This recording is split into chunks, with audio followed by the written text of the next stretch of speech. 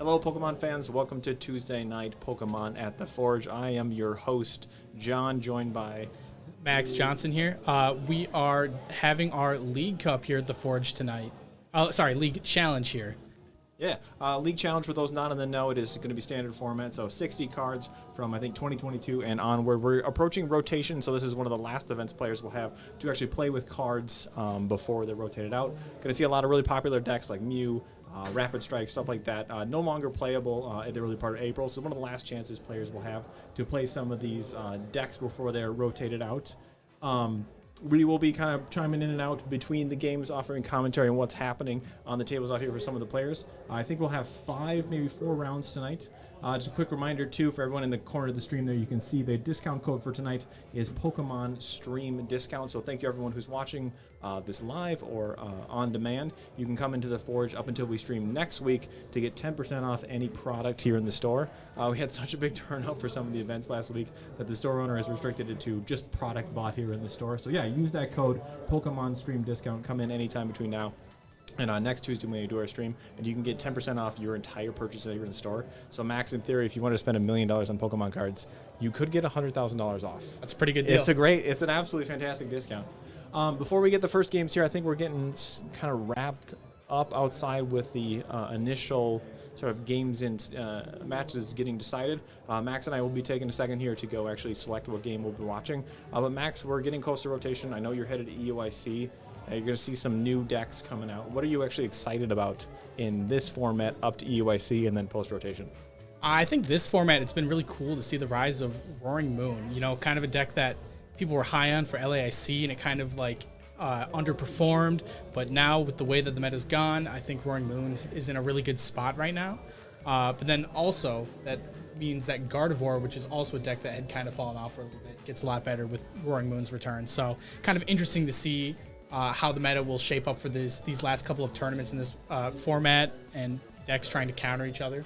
Speaking of upcoming tournaments, last year, almost to the year, you were lucky enough and skilled enough to win Fort Wayne 2023. Yeah. We were talking about your track record so far. For those who do not know, this is actually the Max Johnson who won Fort Wayne 2023. I'm honored to have such a great player here.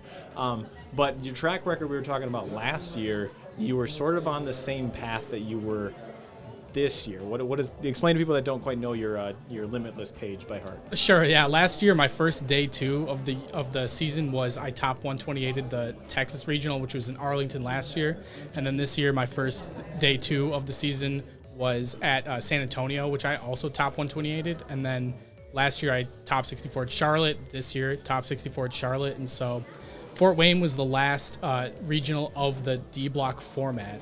And that is the one that I won with Lost Gudra.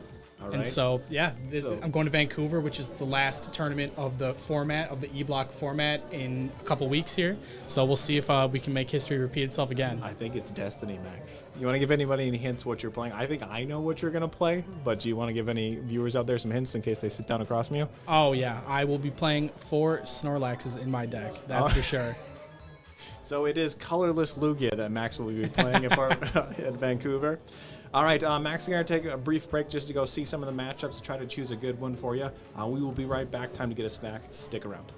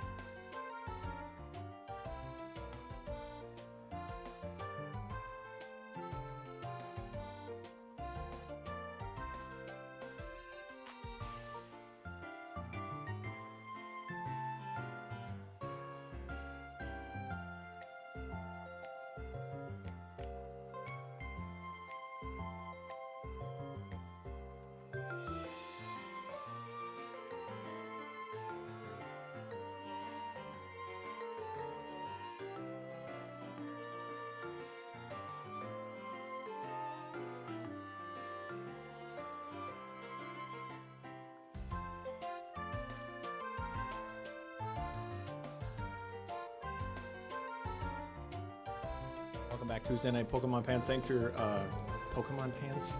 Welcome back Tuesday Night Pokemon fans. Thanks for your patience while we got the first match selected.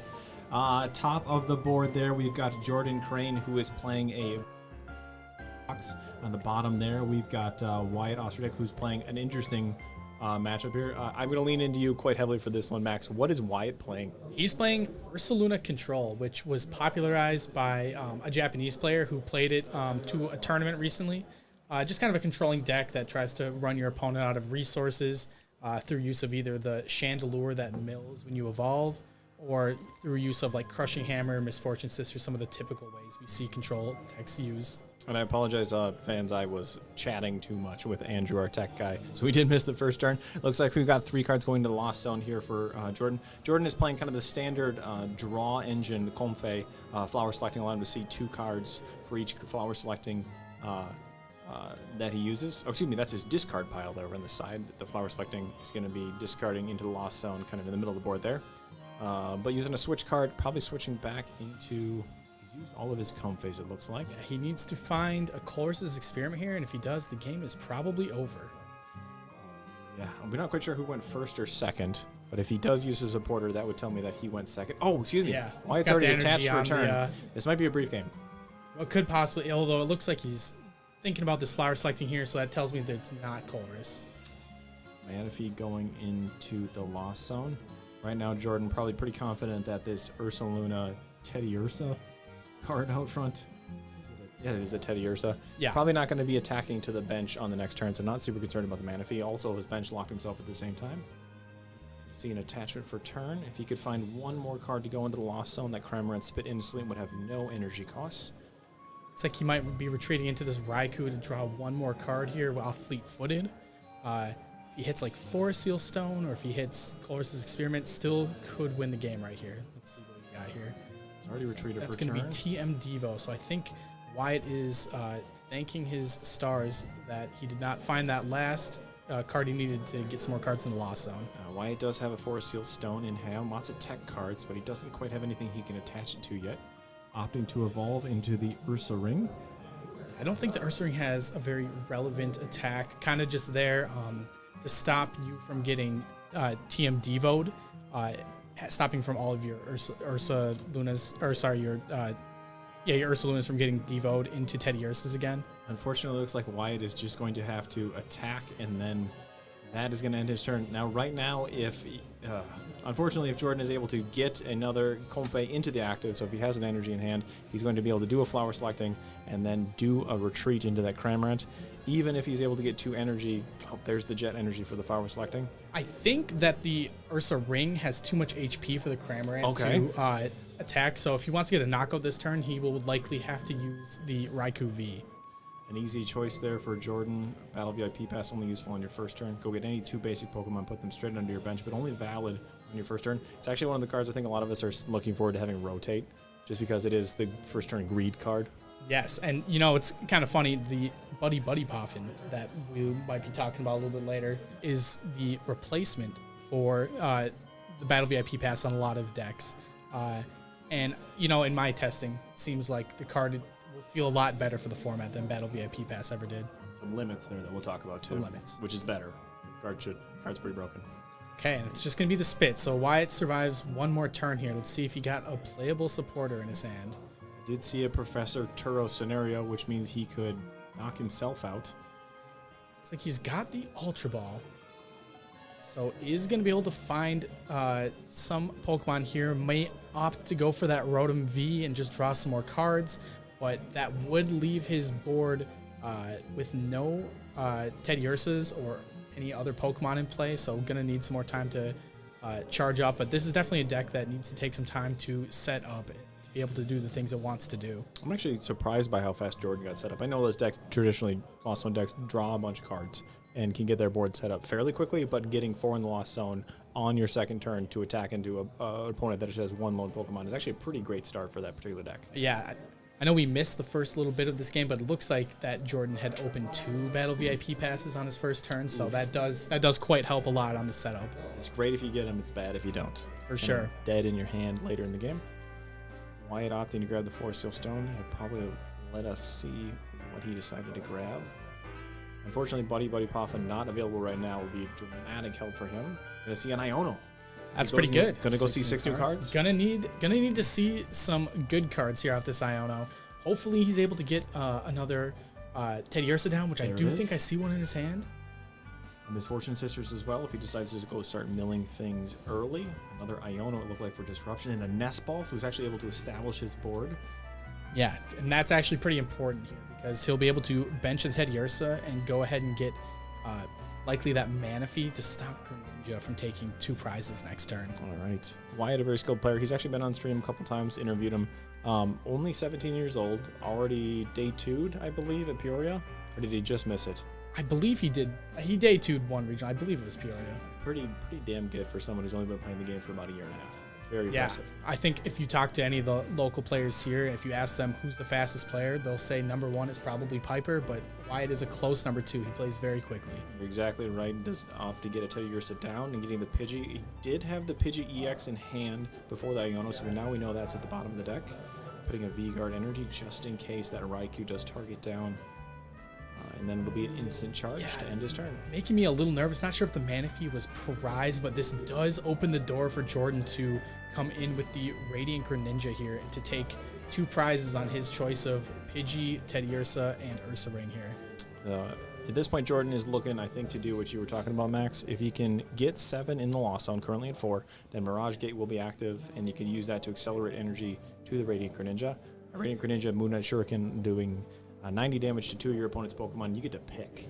You get to pick where that damage goes, but you do have to discard 2 energy from it. So, yeah, definitely a format-defining card. Has been very strong since it was released, and just keeps finding its way into different archetypes, either for the ability or the attack, or in some cases both. And sometimes when you're a stall player and you see a Radiant Greninja go down in a deck that can't accelerate energy to it, that's your favorite thing to see, Max? Oh yeah, that's for sure. Right. Always like to see the blue guys come down. The blue guys. Sometimes you invite it out of their hand That's with Erica. Right. So I think from what I could see from Jordan's hand, it didn't look like he had a super great hand. I don't think I see a supporter in there. Does have the Forest Seal Stone, so could choose to grab Colress's Experiment with this Forest Seal Stone. Lost on the Pokestone. Is going to put him, it looks He's like at 7 here. Lost Zone. Question is, does he have enough resources in his hand to both get into the Greninja and power it up? I did see that he has a Mirage Gate, so we can go into his deck and get that energy if he needs to. Going to use Concealed Cards, though, to discard the Lightning Energy.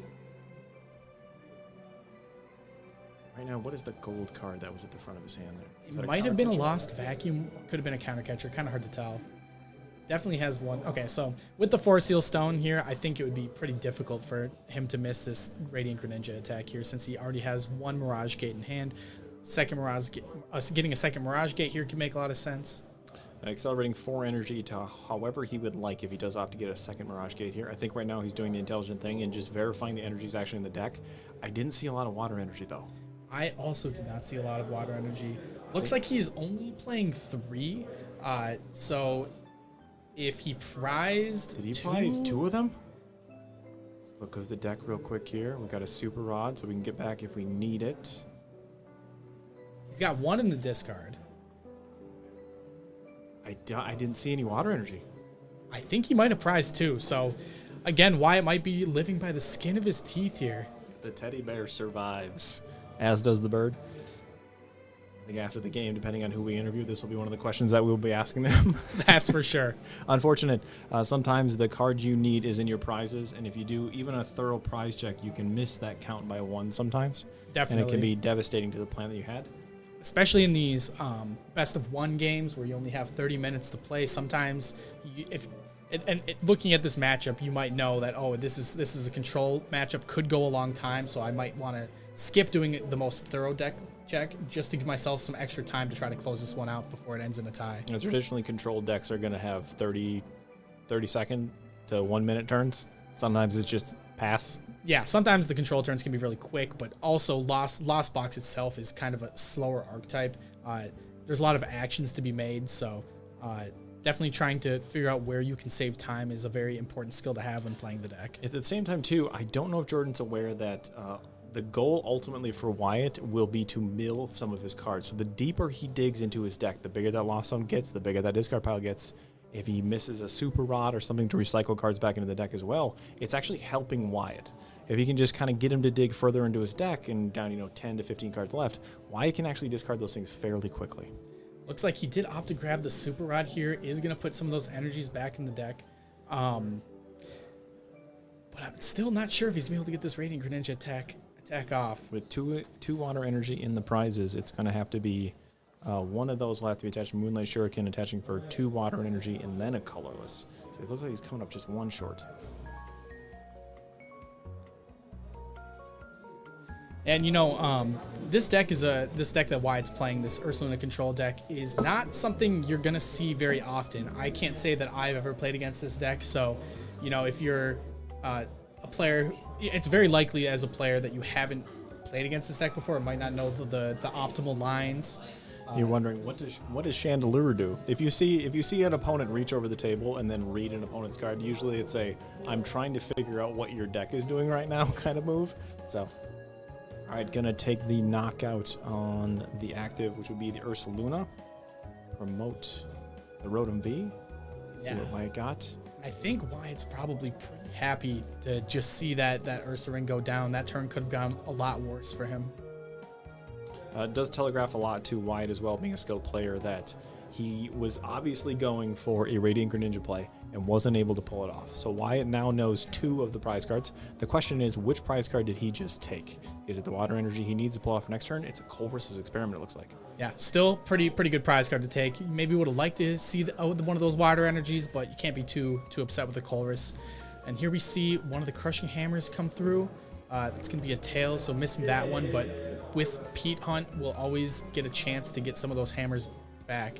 And the Lost Zone deck only plays so many ways to recover energy, so once you're through all of those, you could just leave a bunch of Pokemon stranded on the field with no energy if he's able to get the loop going. Sounds like Wyatt is communicating with you telepathically, counter catches up the Greninja just to stall a little bit, and then Ionos, putting that giant hand of Jordan to the bottom of the deck.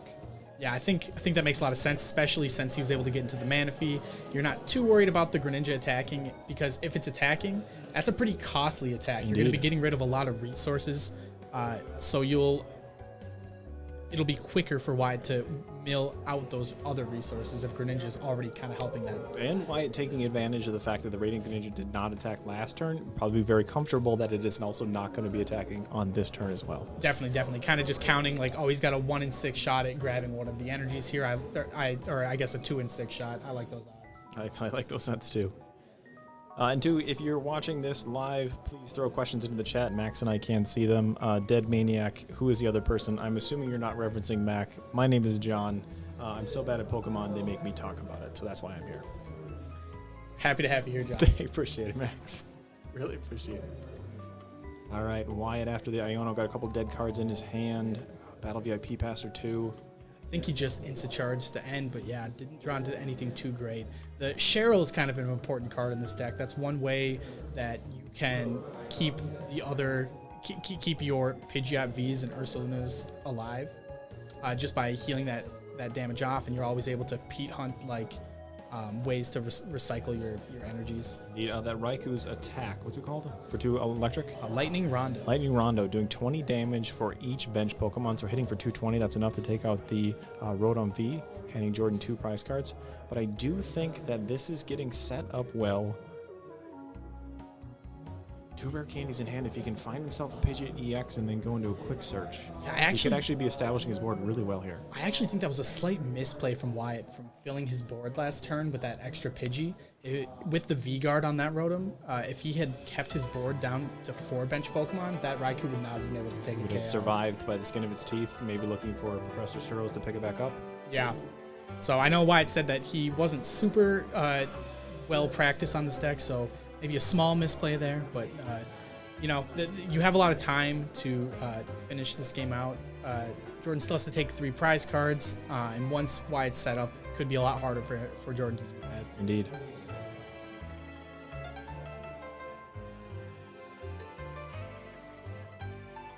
All right, see what Jordan is going to play an escape route. We're going to see Wyatt essentially just keep the same card in the active. Switching into a cram, a 110 spit punch into the Pidgey. I think he's looking to develop his board state a little bit further. Currently board blocked, but he does have enough attackers that looks like online to do what he needs to do. Wyatt, though, kind of like you were talking about earlier, establishes the Manaphy on the board to prevent them with a shuriken attack. Yeah, something I maybe would have liked to see Jordan do was establish a Sableye. Not sure if it was prized, but that's a very efficient attacker, can do a lot of things for you in this matchup. Taking out the Manaphy, taking out some of these lower HP Pokemon.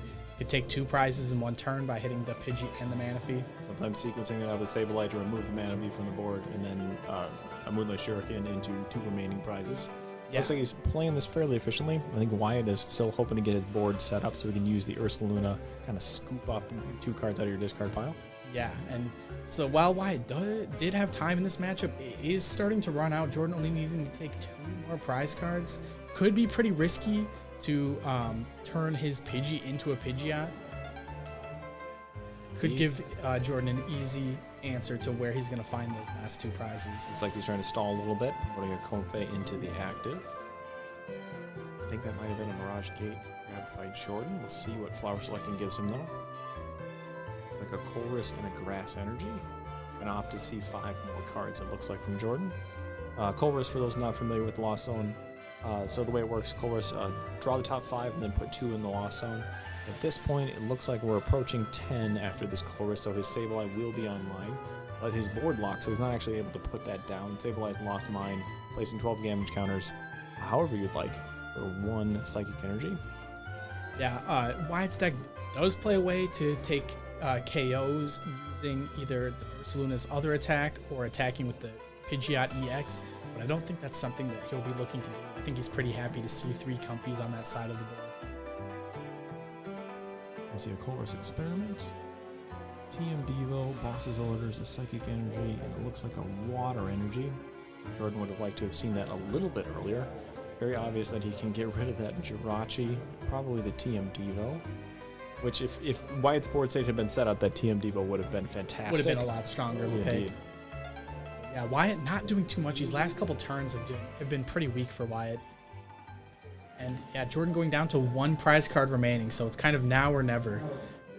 And seeing that Jordan does play 2 Boss's Orders, I don't think we've seen any come through yet. So there's 2 in his hand. He is now showing Wyatt that he has the win. And there is the always celebratory, hey, I got the game, good game, fist bump. So tough game for Wyatt. I know he was trying to establish his board the entire time, but those Lost Zone boxes just get going so quickly sometimes. Turn 2, turn 3, you're attacking with a Crammer for no energy. I mean, Max, you're the expert. What do you think? Yeah, I think it's overall probably pretty favored for Lost Box. Just they're able to establish their board so quickly. The Ursaluna box, if you don't get a really strong turn 1, is going to need some extra time. So I think it makes sense that Jordan was able to come out in this game. He navigated it pretty well. I think Wyatt maybe had a couple unfortunate turns where his top decks weren't very good. Sometimes you just don't find the cards. I think they call that the heart of the cards. Sometimes just aren't with you. All right, we'll have a brief break. One of us will be back to interview the winner, Jordan, hand him his prize packs for winning and playing here on stream. Just a reminder, too, at the bottom of the screen there, don't forget to use Pokemon Stream discount if you do stop by the Forge for any of your in-store purchases, products, and stuff like that. Yeah, and if you do want to play on stream, we do randomly select matches from all the players that are here every Tuesday night. Max and I will be commenting on them, and then we do give you packs for playing on the stream. So yeah, stick around. We'll be right back with an interview with Jordan.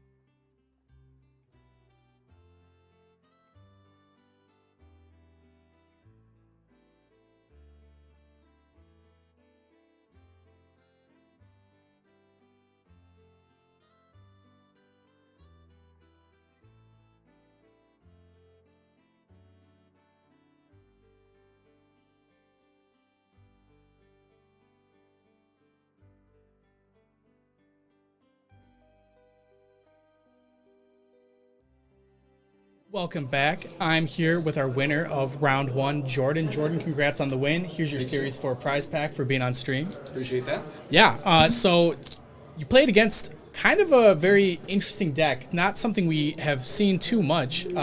Did you know what the deck was going into this? Absolutely not. And I play a fair amount of TCG online, and even there, I don't think I've come across this Ursaluna. So I could see the concept behind it. It seems to be kind of a single prize aspect with the Rotom engine to kind of get them there. But I felt like I had really strong pulls throughout the entire game, especially opening up with 2 Battle Vips to a empty bench. That definitely set the tone there early. So. Yeah, so going into a match where you're not really sure what you're playing against, do you have any strategies or things you look to do in an unknown scenario like that? I mean, you can only assume that even with a homebrew deck or something that's a little more off meta, that there might be some persistent themes and tones that they're pulling from another more meta type list. So with that, what first thing that came to mind was, the Charizard EX list. I see Pidgeys, I see Rotom V, so, there's that draw engine in there. So I'm kind of assuming maybe Arvins are in the deck. Outside of that, there's really not too much, and you saw in there I had an opportunity to keep a Manaphy or put it into the Lost Zone, and I was kind of contemplated about that. I didn't know, do you have spread damage in this deck? Do you maybe have a Mew EX that you can use my Greninja against me? I've had that happen a few times, and that's rough. So. Yeah, and I just want to ask you, the list you're playing today, is this something that you kind of worked on yourself? I saw a lot of interesting tech cards in the deck, kind of a very cool Lost Box style deck. Sure thing. Yeah, so this stemmed from when Roaring Moon Lost Box kind of got going with the Iron Hands, and I was in events and everybody was just rampaging the Charizard, and it was really tough, to try to come up with a win even with the Roaring Moon, because you need so much energy accelerant with that Iron Hands, Greninja. It's a lot of 3 energy plus attackers. So for me, Shaman's that option for Charizard, to be able to take care of that. The de-evolution TM is tremendous, and I really love the Crisis Punch. I've actually taken a few games with Crisis Punch, and it's hard whether to choose between Radiant Charizard and Crisis Punch tech or keep it at Radiant Greninja, but I like the consistency that Greninja brings and being able to draw and keep that Lost Box more consistent as opposed to Radiant Charizard. Yeah, I like that a lot. I know it's kind of like when you're playing the Crisis Punch, it's like you get to have all the benefits of playing a Greninja Lost Box with the power of Charizard, Absolutely. all in one. Yeah, super cool. All right, well, congrats again on the win, Jordan. Thanks for joining us, and Appreciate good luck in the next round. Yeah.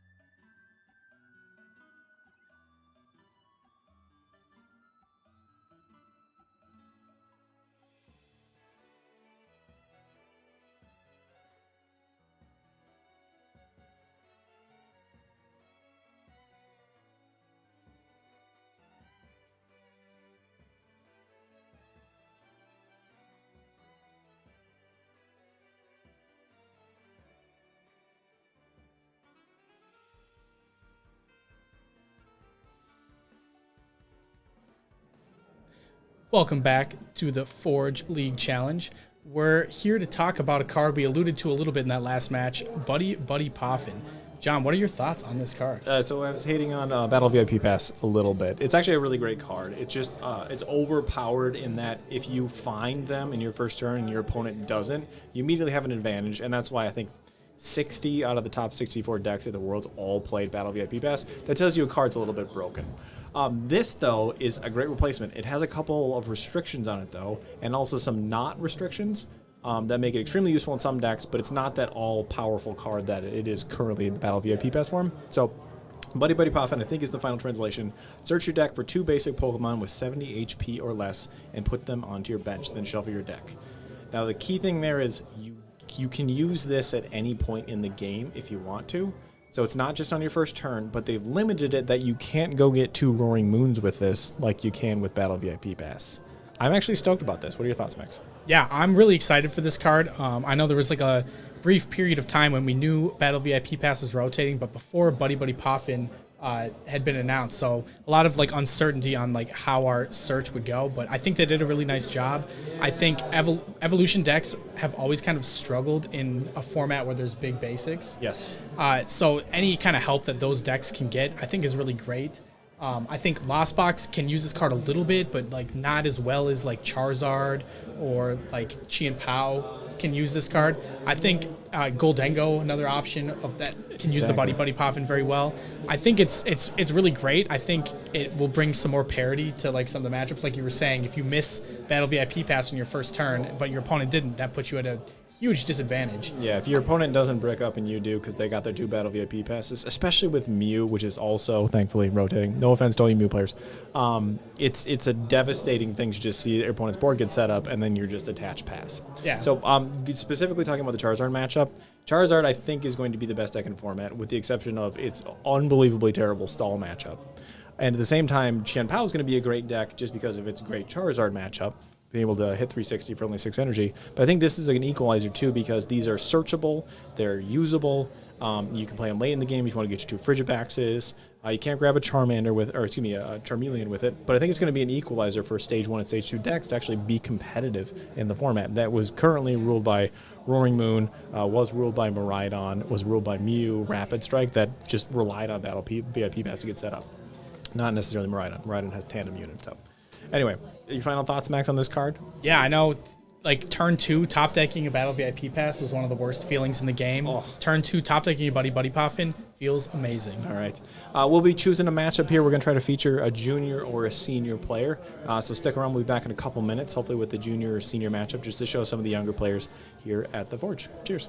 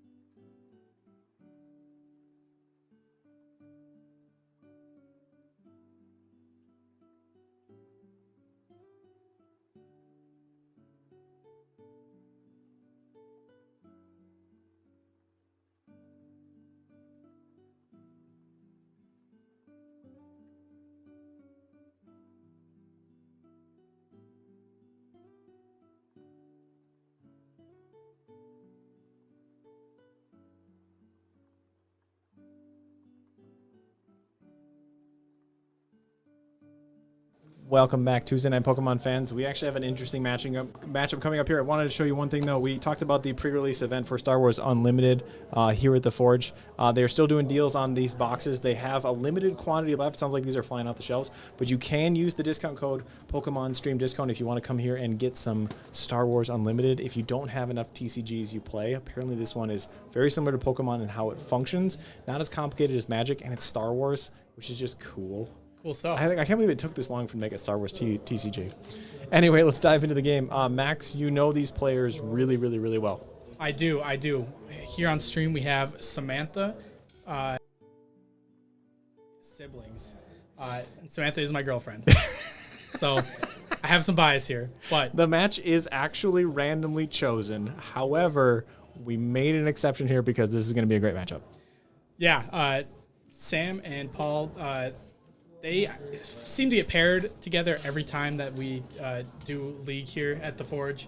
And funny enough, Sam almost always plays the deck that has the disadvantage in the matchup. And again, tonight, Charizard, which is kind of a harder matchup for the Roaring Moon deck.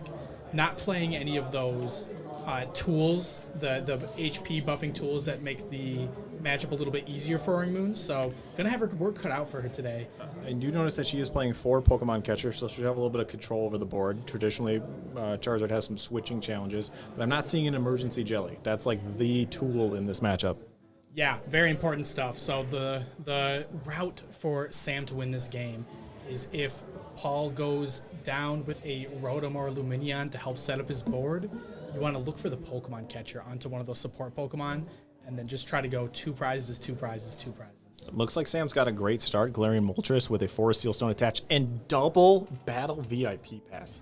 That is the second That's- time that's- that we've seen double Battle VIP pass on the first turn today. That is fantastic. So I'm willing to bet we're going to see a Squawkabilly, maybe more Pico, a Radiant Greninja. Looks like she's going through checking her prize cards right now. You got to be careful with this deck to make sure that you have your dark patches, make sure you have your energy transfers, especially knowing her opponent as well as she does. Knows what she needs to find to get this Roaring Moon set up as fast as possible. Not the best start. You usually want to start more Pico in the active. Not as bad as starting a Squawkabilly, but yeah. Yeah, I think definitely important to get the more Pico established on this turn, so that way if Paul chooses not to bench either that Rotom or Lumineon like we talked about, so she will then have an option to take a KO on that Charmander with a 1-prizer. Roaring Moon 2 also taking advantage of some of your opponent's stadiums that they put down. You do see in Paul's list he plays an Artisan and a Clap Stadium, pretty standard package for the Charizard matchup. But that Calamity Storm from the Roaring Moon does an additional 120 damage if there's a stadium to discard, which is enough to take out those Lumineons and that Rotom that Paul might be putting down. So it puts him in a bit of a tough spot with a full board across the way. Starting a Charmander, you put on a stadium, you make things worse for yourself, but you might actually need it as well. Yeah, something else to point out in Paul's list has actually gone a little bit greedier with only playing 2 Arvins in the list. In a list that many people typically play that card as a 4 of. The reasoning behind this is so he's able to play more Ionos, and so so that way Charizard has a stronger late game, so you can continue to disrupt the hand of your opponent. Right. So important that you get set up early, but if you are able to get set up early, I think this list has a much better late game. Sam has a Radiant Greninja on her bench, and Energy in hand, and 2 Dark Patches in hand. So Sam is going to see a lot of cards and then be able to use those Dark Patches. The question is, can she get the Roaring Moon out of the active? She has one currently, if she has one powered up. Yeah, I think it looks like she has that switch card in hand, so should fairly easily be able to get some energies onto that more Pico this turn. And then just get it into the active spot. Charizard can't attack on its first turn, so doesn't really have anything to worry about by getting that Morpeko into the active after it's charged up. I forget that Morpeko has a 70 damage attack, but it slides all the energy back to one of your Pokemon. So if you can take that initial knockout with the Morpeko, you still have the retreat in the future. You're only leaving out a single prize attacker, and then your Roaring Moon is ready to go. Yeah, very strong card in this deck. I think it's the perfect 1-prizer. I know early on in the format, people were experimenting with maybe the Brute Bonnet as being the single prize attacker, but I think Morpeko makes a lot of sense. I think it's pretty strong. I think we mention him every week. Ross Cawthorn figured this deck out, and everyone's like, oh, that's how you play Roaring Moon. Yeah, kind of cool. I know people were like initially thinking this is a 4 Professor Sada's deck, which seems like intuitive. Right. Yes. Yeah, Ross, amazing deck builder. Has built some really impressive decks over the years. So really cool that he was able to solve what I would say is solving Roaring Moon for sure. Solved Roaring Moon. I'm hoping after Rotation 2 with these new cards coming out of Temporal Forces, we'll see other people looking at Future Box. Because right now Future Box looks good, but it doesn't look great. I'm sure somebody's going to figure out, they'll pick a card from that we haven't talked about in a long time and then probably make that deck work better. Bring it back to the board here, though. I'm going to see Paul grab a Battle VIP pass, or throw down a Battle VIP pass and a Nest Ball. What do you think he's going for, Max? Yeah, I'd say probably would like to set up for sure at least one more Charmander. Does have to make the call. Does he bench one of these support Pokemon to help set up? Does he bench the Rotom to see 3 more cards at the end of his turn? Or does he just try to go a little bit thinner on his board and just set up some Charmanders and Pidgeys? Sam is playing the 4 Pokemon catcher, so on a heads you get to bring up a Pokemon of your choice, and then 1 just guaranteed boss's orders bring it up. So she does have a lot of options to gust things up. Max, for someone who hasn't been playing the TCG as long as you have, where did the term gust come from? Why do we use that as a way to bring up Pokemon? Yeah, great question. The original gusting card in the early days of the card game was called Gust of Wind, and it was just basically boss's orders on an item card, which would be very broken in today's game, and so broken, in fact, that next format you'll be able to play that as a one-of in your deck. We will be talking about Prime Catcher at the next break as well. That was a great segue, Max. Awesome job. All right, opting to get a Pidgey for that Pidgeot EX evolution. Hopefully another Charmander as well. We're seeing a different one, though. Does that attack for 30 damage with one fire energy? Yes, I believe that is the Heat Tackle Charmander. Does 30 to the opponent's Pokemon and 10 to itself. Very good card in this matchup if Roaring Moon is forced to Frenzied Gouge and does not have one of those HP buffing tools or the Emergency Jelly attached. We'll be able to take a return KO with that Charmander. So only living a single prizer in the active. I think we talked about the Emergency Jelly. That is the way that you Emergency Jelly, leave your Roaring Moon with 80 health left on it, and it forces a Charizard to come up and take the return KO. Sam, though, has a different plan with a handful of Pokemon catchers. Let's see what she decides to do with this. Yeah, I think, wow, though that is a lot of Pokemon catchers. My goodness. I don't know if it's still Paul's turn. He did play the Iono. Sam drawing into so much flipping, so much coin flipping. Yeah, and she does have access to the Forest Seal Stone, so we'll be able to see any card out of her deck on her next turn that she wants. So could even elect to go for a boss's orders if all of these catchers were to flip tails.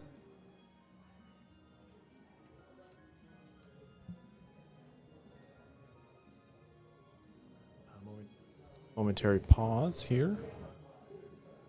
Opting to get another Pidgey, get some insurance on that Pidgeot EX. Manaphy on board as well. Oh, excuse me, that is I confused the Manaphy rare art with the... With the Mew? Thank you. Yeah, they do both from that Crown Zenith set. Really great artworks. Yeah, so Paul did choose to go for the Rotom. So yeah, we'll have to see if Sam is able to flip ahead on one of these catchers. Paul's going to retreat this Charmander, go into the Mew. Makes a lot of sense. See one more item card to set up for his next turn. Maybe looking for a rare candy or an Ultra Ball. Mew allowing you to look at the top 6 cards of your deck and keep any item cards you find there. Opting to go for an Ultra Ball. I don't think he's going to use it, though. We might see a Rapid Charge. Is that what it is? Instant Charge. Instant Charge, thank you. Draw 3, and then that ends your turn on that Rotom. Really, the only reason that is there is that turn 1 or turn 2 Instant Charge just to see 3 extra cards. Yeah, really strong card. I think when it first came out in Lost Origins, people were looking at it as it's kind of its own archetype, which never really panned out. But just as a support Pokemon, really strong. It's seen some experimentation in other decks over the season, such as in Chi and Pao, and most notably in Stall as well. Working way over to Sam's board here, though, she did find a Professor's Research. It looked like top deck. She's got a handful of Pokemon catchers, but an Earthen Vessel. I think her goal here right now might be to get 2 energy into her hand and then research them away so that they're more useful with Galarian Moltres and then some of the other dark patches as well. So Sam's going to see a lot of cards this turn with that Professor's Research, and then we'll be establishing her board a little bit. Yeah, I think what she does this turn will largely hinge on what happens with these Pokemon catchers. Is she going to be able to flip aheads? It seems likely with that many in the hand that she'll be able to flip at least one here. But if she does get aheads here, that makes the rest of her game plan much easier. Attacking with a 1 prizer here could be pretty difficult for her to win the game because then the Charizard deck should just be able to go Gust, Gust, Gust. We might see more item cards though played on that Pokestop. Flip over the top 3, keep any item cards you find there, discard the rest. But she's got these things she needs right now though to do the energy transfer onto the Galarian Moltres, and she could use the Galarian Moltres to also take the knockout on the Rotom as well. Yeah, a lot of options. Let's see, she is going to go with the Pokestop first. Going to see 2 items here. Battle VIP Pass, not too useful, but did find a switch card as well. So could choose to, I would say choose to switch into the Morpeko for a free retreater, but it does have 1 energy on it. So maybe we'll want to energy switch 1 off that Rotom if she's got 1 in hand. Maybe target down that 30 damage, or the Heat Tackle Charmander. It looks like a heads. Can't tell due to the glare. We'll bring He's in going to be a Rotom. heads, yeah. So that's a big play in this matchup. However, does have the research in hand. Maybe might not want to play the research to get rid of some of the other items in her hand. We'll have to see. We start choosing between establishing your board further or holding the Pokemon catchers just to bring up other things that might be vulnerable on Paul's bench over there. See what she chooses to do. She does have the energy transfer as well. So now the Morpeko would be able to attack if you can get it into the active or do a free retreat after the research. Free retreat, if it has any energy attached, it can't retreat for free. Yeah, is going to choose to go into the Moltres this turn. Makes a lot of sense. Hits 190. Rotom has 190. Likely will choose to use the Forest Seal Stone this turn since it'll be getting knocked out next turn. All right, Sam, all right, Max, if you were Sam, you know her playstyle pretty well. What is she looking for? I would maybe consider a Professor Sadas here just to get some more energies into play onto those Roaring Moons for next turn, and then we'll still have access to that Professor's research on the following turn. All right. Could be an option. Professor Sada's attach an energy from your discard to one of your ancient Pokemon and then draw 3 cards. So she'll get a couple more options out of that. I think checking her prizes a little bit here. I think she's going to go for disruption play, though. Preserve the stuff in her deck and then maybe see 6 new cards. Makes a lot of sense. We know that Paul has an Ultra Ball in hand and did see 3 more cards off of that instant charge, so has a pretty big hand. So possibly could give him a little bit less to work with, and maybe still keep some of those resources in her hand rather than discarding them with research. They go to the bottom of the deck instead. Okay. Attaching for turn, making sure that energy doesn't go to the bottom of the deck. Okay, and gonna Iono here. Yeah, I think that was a pretty strong play. I do think Paul had like a 10 to 11 card hand, so if you can just beat that down a little bit and he doesn't have Pidgeot EX available, Yeah. good choice. Are you Sam's coach, Max? I do try. I do You try. dabble? You dabble a little bit? Yeah, she's been getting lists from our local Roaring Moon master, Carl Kujak. She got the list from him, so she is playing his list today. All right, looks like she's got the dark patches for next turn to develop the Roaring Moon, and we'll see what Paul chooses to do. Usability, Mysterious Tail, right? Yeah, Mysterious Tail, really strong ability. In the Sun and Moon days, we had the Stellar Wish Jirachi, which kind of had a similar effect, and had free retreat with the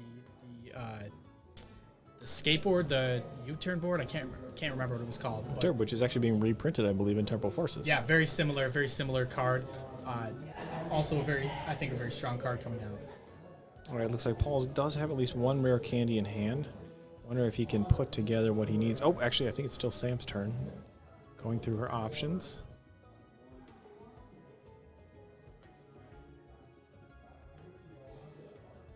Oh, it's actually Paul's turn. There we go. Forgive me. I think the hand might be a little awkward, possibly. Had the candy, but not sure he had a supporter in his hand. It looks like that was a very effective Iono. Potentially benching that Radiant Charizard is a looming threat. Does have a supporter, though. That looks like Sam's hand's going to go to the bottom of her deck as well, and then she'll draw 4 cards. Yeah, could possibly feel a little bad putting one of those rare candies on the bottom of the deck, but if Paul's able to shuffle the deck again, might be able to find it again off that Mysterious Tail. Alrighty. Max, would you have sequenced trying to find that first, like an Ultra Ball and a Rare Candy, and then an Iona, or how would you have structured that? It's a tough call. I think if I didn't really get a good look at Paul's hand, but if the rest of the cards weren't very useful, I think Ionoing first makes a lot of sense. Alrighty. See what he decides to grab. Does grab a Rare Candy. I think he set it down with a little bit of gusto. That means he might have some Pokemon Search in his hand. Do see an Ultra Ball. Got the fodder that you need late in the game for that Ultra Ball. Potentially getting rid of an energy if he has a Super Rod, and he does not. Yeah. 2 Charmanders? Yeah, I think... Oh, it looks like one's a Charmeleon. I think... Yeah, you get... I think you want to get rid of the Charmander here, so that way you can evolve one of the other Charmanders into that Charmeleon. Yeah, just playing the one Charmeleon, so... Is going to decide to get rid of that Charmeleon. I think he's going to grab the Charizard EX here. I don't think he had a way to candy up Pidgeot EX and then also candy out the Charizard. Smart. With the stadium in play, the Roaring Moons from Sam's side will be able to do 220 damage, but that's not the main attack into Charizard. The main attack into Charizard is Frenzied Gouging, which does do 200 damage to the Roaring Moon itself, which is a little scary when you've got that Heat Tackle Charmander sitting on the bench, able to take a return KO for 2 prizes, only leaving a single prizer in the active. I do agree with you. I think maybe evolving that, though, into a Charmeleon would have potentially been a good idea, but I don't know the attack cost of that Charmeleon, and it maybe eliminated that play, what was Paul was thinking about. Sure, yeah. So he's going to Burning Darkness, take the KO. Sam's going to go into that Morpeko with the free retreat, and will be looking to set up another Roaring Moon this turn to Frenzied Gouge this Charizard EX. Finds another Forest Seal Stone, which is great use for your Ultra Ball. Yeah, and I think depending on what's in Paul's hand, it's kind of looking pretty good for him. If this Charizard goes down and he's able to return KO with the Charmander, all he'll need to do then is just find the Radiant Charizard to finish the game out. It can be tough sometimes for Roaring Moon. Exchanging the price trade for Roaring Moon can be a little bit tricky sometimes if you don't take back-to-back KOs with those Roaring Moons. You can blow yourself up twice, hand them 2 prize cards, but take 4. Charizard, very quick to power up, very easy to get that energy onto it, but Roaring Moon, it takes 3 dark energy. You've only got 4 dark patches, you've only got 4 energy transfers, and if your Galarian Moltres is taken out, that's also very tough. Another option, though, which I've actually seen before, is you get the Mew EX into the active, and you take out your opponent's last Charizard with Genome Hacking, and you actually copy the Charizard, which is a very avant-garde play. But we noticed last week, too, if you guys want to go watch the video on demand, Sam was playing a very interesting Oinkologne deck, and she played that expertly in a very avant-garde way as well. So, smart player. Yeah, I think there's a lot of things you can do in this matchup. The Mew EX is just such a cool attacker in so many decks. I actually played it to a couple regionals in Gardevoir, and it was such a cool way. You can copy Radiant Greninja and take 2 prizes that way. You can copy Charizard EX to end the game by doing 330 when they have 1 prize card left. It feels kind of bad, though, using Radiant Greninja's attack against itself on their bench with Mew. It's cool, but it's kind of like, I'm so sorry, I'm going to do this right now. Because Gardevoir, you can use Psychic Embrace to just put 3 energy on it, and that's how you win the game. Yeah. No, that's why you're Max Johnson, though. So, all right. Yeah, strong card. Has a good ability too. All right, so Sam is going to be playing Trekking Shoes here. Gonna go ahead and take a quick peek through the available resources and deciding whether to keep this card. Looks like she is going to keep it. I think it was a Sada's. Pretty strong card to find here. I think that was exactly what she was looking for. She'll have the KO if she chooses to use Frenzied Gouging on that fully powered up Roaring Moon. Looks like she's starting to develop the other one. You get to see 3 cards as well. Very great supporter. There is another Dark Patch, another energy in hand. Has she attached return? I don't think so. I think we've got 2 Roaring Moons fully powered up right now. That's best case scenario for Sam. Does have the retreat pivot as well in that Mew EX. This is actually looking really good for Sam. 2 fully powered up Roaring Moons. At this point, the Charizards are 1-hit KOing it, but Paul's going to have the challenge of actually getting that other Charmander leveled up, and if he chooses just a Heat Tackle, he has to get another one on the board at this point. So that's a tough swing for Paul. Looks like Sam's board state is improving dramatically. Yes, I think it was all going to come down to, is Paul going to be able to find that Radiant Charizard? I totally forget about that. 250 damage, 1-shots, and leaves you with some tough options. Yeah, None of those HP boosting tools like we were talking about. Radiant Charizard is very good in this matchup. It doesn't even play an Ancient Booster Capsule? No, it's a very greedy Pokemon catcher list. All gas, no brakes. All gas, no brakes. All right, 200 damage placed on that Roaring Moon EX. We'll see if Paul can find the Radiant Charizard or potentially establish another Charmeleon Rare Candy into Charizard the following turn. It's like Sam also has a backup Roaring Moon in hand, maybe a Dark Patch and another Energy. I think Paul just kind of thinking about his options here. Has a pretty big hand, so might have a couple different plays available. Has the Arven, so that should be able to guarantee the Radiant Charizard here. Does he play any switch cards? We do have an Energy on the active, so he'd have to get himself a Nest Ball, and what tool would he be getting? I think the tool grab here is a little less important. Maybe just we'll grab something to thin it out of the deck. All right. Grabbing a Choice Belt against a deck that does not play any V Pokemon. Sounds like he agrees with you. All right, and it's going to Ultra Ball away a Charizard EX and a Charmander. Yeah, probably would say likely just grabbing this Radiant Zard. Makes a lot of sense. Attachment for turn. Putting a Choice Belt on it just in case a V Pokemon does show up. Choice Belt doing 30 additional damage to your opponent's V Pokemon, so a V Max, a V Star, or regular flavor V. Yeah, I think Sam's next turn, it's the only way that she has a chance of winning this game then will be gusting that Radiant Charizard. See if she can stumble into a Pokemon catcher.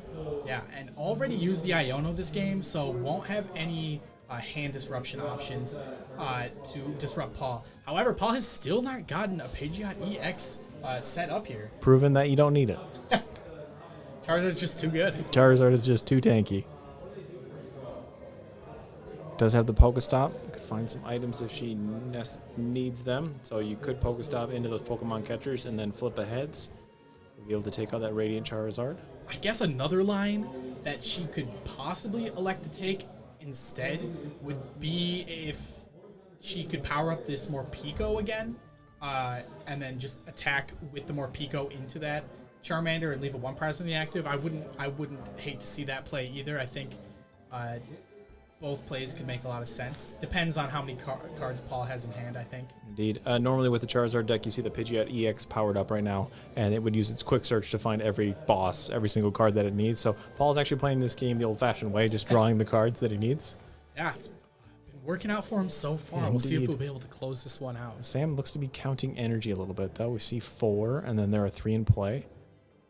That is all of Paul's energy as well. So if this Charizard goes down, the Radiant Charizard is taken out by Sam. It's going to be tough for Paul to establish.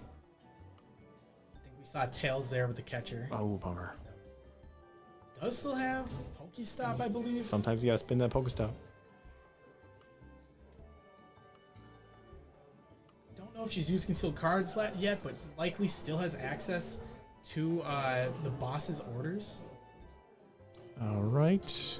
There's one. There's an energy transfer, and there's another Pokestop. Should give her any option she wants. If she hits heads on this Pokemon catcher, can take out that Radiant Charizard. That's And there's the heads. Should probably see that Radiant Charizard be brought up.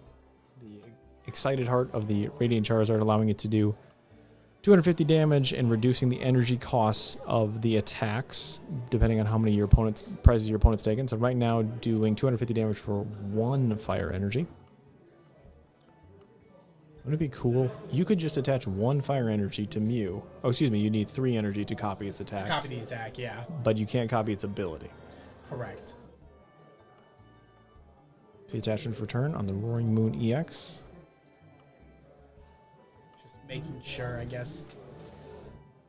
Just getting some extra cards out of her hand, so maybe she can draw more later with the Mew EX, possibly. And with the Stadium in play too, you do not need to use Frenzied Gouging to take out this Radiant Charizard, doing the 220 with discarding the Stadium, which actually makes it a little bit harder for Paul as well, just because he can't find those items he might need, like a Rare Candy or an Ultra Ball, to get into that Pidgeot EX or get this Charizard leveled up.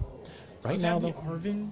if he's able to find a Charizard, though, this is the end of the game for Sam. One hitting Charizard right now would be one-shotting Roaring Moon EX.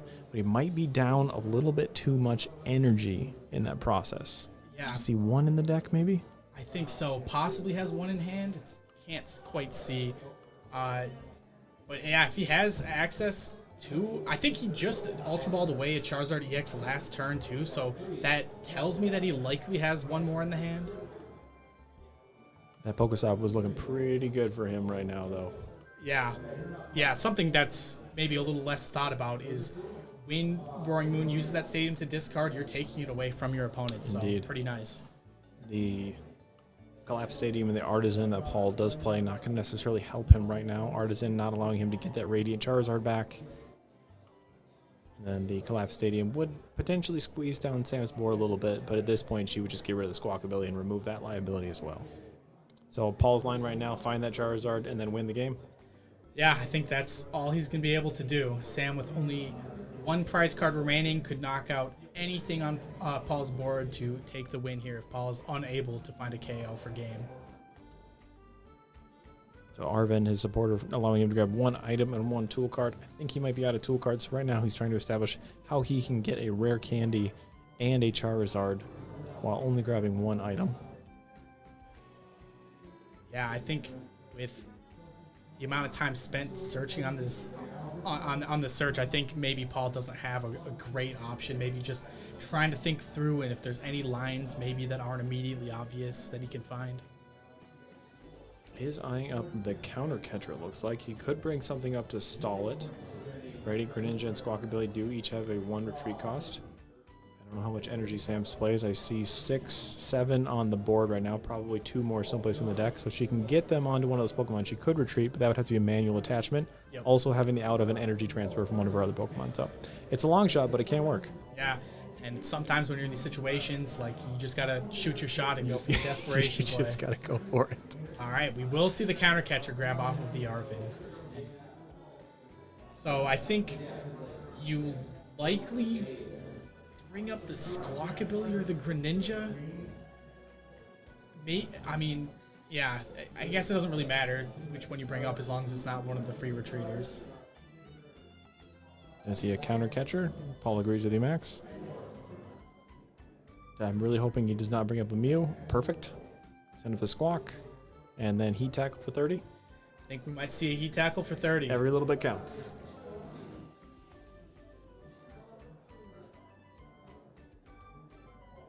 And is going to retreat into the Mew. Gonna need to find a Super Rod anyway to get energy back, so it makes sense to maybe try to find it right now. All right, if you were able to find a Super Rod to get the energy back, a rare candy, if you can find some other Pokemon search card, there's the Super There's Rod. the Super Rod. Hey, when it gets slammed down, that's that's exactly what they're looking for. Opting to put back a Charizard as well. Don't know how many he plays. 3 Charizard EXs. Yeah, I think just debating whether he wants to go for the EX or the Radiant. Zard is going to go for the EX. Just one. Now the question is, does he have the Switch in hand? I don't know. Because if he has Candy Switch in hand and a way to find this Charizard, that's the only way he's winning this turn. I do see the Candy, but it looks like he doesn't have the Switch, so I'm going to have to pass it up. I see an Energy And a Switch card. and a Switch card, so his last Zard was prized. So a good game for the Roaring Moon player and a well done game for the Charizard player. Sometimes that's not a favorable matchup in a Charizard, but Charizard there, unfortunately for Paul, was not able to establish a Pidgeot EX the entire game, which is, it sounds like it looks like he was just dodging them the entire game. Yeah, I think got kind of unlucky on not being able to establish that.